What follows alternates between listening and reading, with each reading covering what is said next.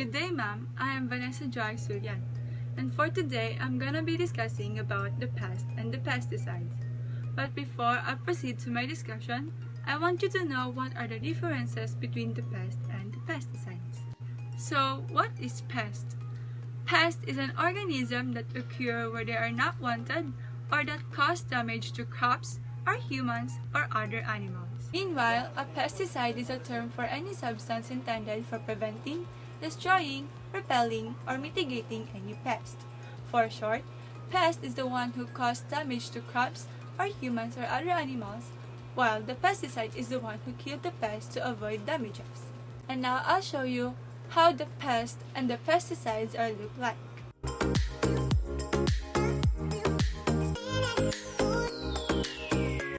Now, I hope you understand the differences between the pest and the pesticides. So, let us proceed to my discussion. Pesticides. Pesticides is a general term for a chemical that kills pests, usually a toxic chemical. But sometimes we also consider chemicals that drive pests away from pesticides. As we all know, pesticides are the substances that are meant to control or kill pests. Some pest control compounds kill a wide range of living things and are called biocides. Biocides are also chemical substances or microorganisms which can deter, render harmless, and kill living organisms. Herbicides are chemicals that kill plants. Insecticides kill insects, and fungicides kill fungi. Now let me discuss the pesticides, herbicides, insecticides, and the fungicides. Pesticides, as what I've mentioned earlier, it is a chemical compound that is used to eliminate pests such as insects, rodents, fungi, and weeds. These chemicals are also used in public health to kill disease vectors. Example given are mosquitoes, and pests that damage crops. Now let's proceed to herbicides.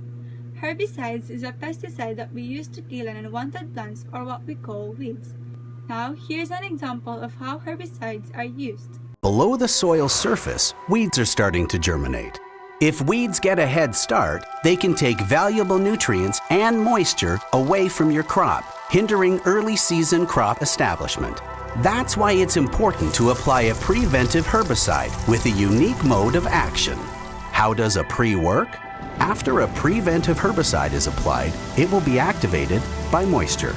Once this activation happens, a soil barrier is formed at or near the soil surface. This barrier provides control of germinating weeds for an extended period of time, taking care of those flushing weeds.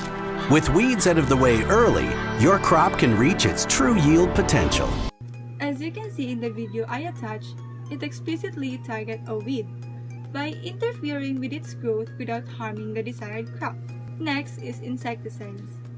Insecticides has any substances that formulate to eliminate or mitigate insects. As I remember during my elementary days, contra dengue is one of the examples I can give about insecticides. Insecticides is the one who killed mosquitoes to avoid the Zika, dengue, and chikungunya viruses. It also includes ovicides which are used against insects, and larvicides to kill insect larvae. If you are wondering what do insect larvae looks like, here is the example of it. Also, here are some examples of insecticides that is commonly used here in our country. Lastly is the fungicides. Now, what is a fungi? A fungi is any member of the group of eukaryotic organisms that includes microorganisms. Now, I'll show you one example of how fungicides work. For fungicides to work effectively, most need to be on the plant before the spores land. These fungicides are termed protectorants. They act like a coat of paint, protecting the plant. But, like a coat of paint, the fungicide needs to be applied before infection, and then reapplied because the plant outgrows it or gets it washed off. More than 2 inches of rain will remove 100% of the fungicide. There are also other types of pesticides which will be presented by my groupmate Sheena. That would be all my report. Thank you.